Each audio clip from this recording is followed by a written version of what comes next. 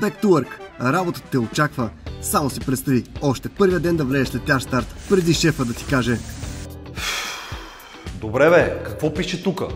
Коя година идва? Пак ли ще се караме с вас? Едно и също, колко време ще чакам? До юни месец ли ще чакам за новите календари? Влизаш на сайта на Print.bg, където има абсолютно всичко. Влизаш в секция календари и разбира се, избираш най-добрата оферта на пазара. Та дори можеш да избереш и дизайните, така че на теб да ти харесват. Ето това е плюса. А сега остава само шефа да потвърди.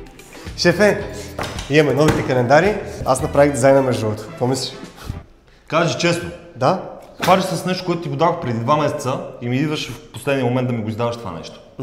Браво ми, супер си. Аре, махни се от главата.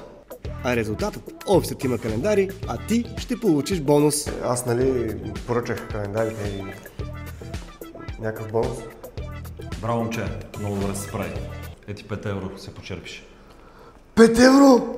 Ехе, шефе, много добре. Цъкни линка към Print.bg и не го мисли. Вземи офертата преди да попаднеш в подобна ситуация.